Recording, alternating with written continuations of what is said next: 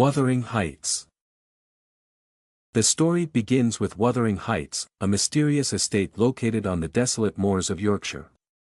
The setting is eerie and windswept, adding to the ominous atmosphere. The narrative unfolds when Mr. Lockwood, a new tenant at the nearby Thrushcross Grange, visits Wuthering Heights and finds its inhabitants deeply troubled, seemingly haunted by past grievances and sorrows. Heathcliff, the central figure of the story, is introduced as an orphan taken in by Mr. Earnshaw, the master of Wuthering Heights.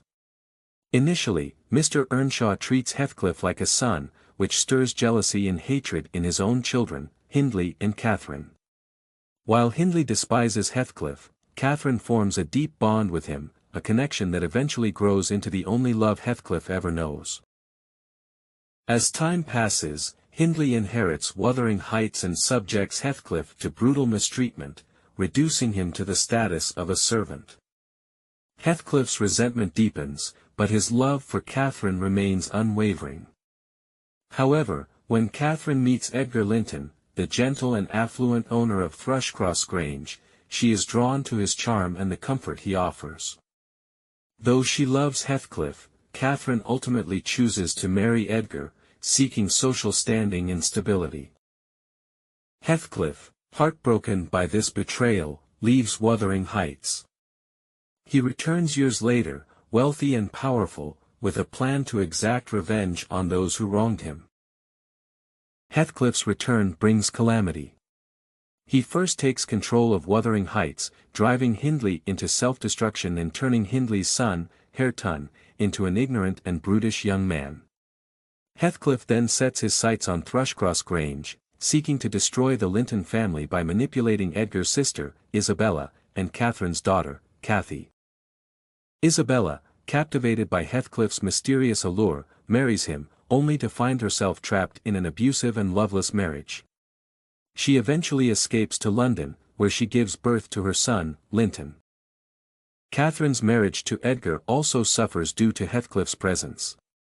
Torn between her love for Heathcliff and her life with Edgar, Catherine falls ill after a violent confrontation with Heathcliff and dies shortly afterward.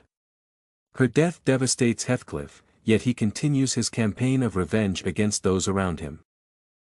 The latter part of the story focuses on the fate of the next generation.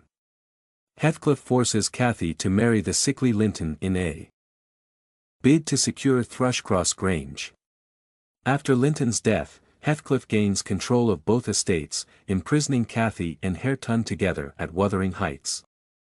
However, as time passes, Cathy and Hareton begin to form a bond. Under Cathy's influence, Hareton starts to change, becoming more educated and refined. This burgeoning love bewilders Heathcliff, who finds his thirst for revenge diminishing as he realizes that his plans have failed to bring him satisfaction. Ultimately, Heathcliff is consumed by his own hatred and the memories of his lost love. He is haunted by visions of Catherine, believing her spirit roams Wuthering Heights.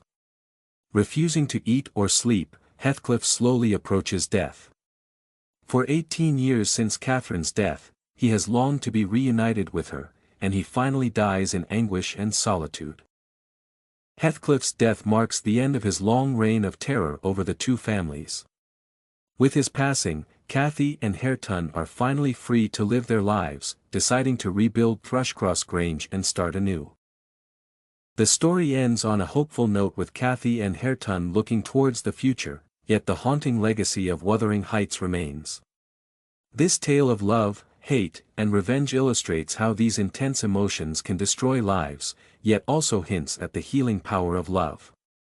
The tragic story of Heathcliff and Catherine will forever echo across the desolate moors, while the new generation symbolizes the possibility of rebirth from the shadows of the past.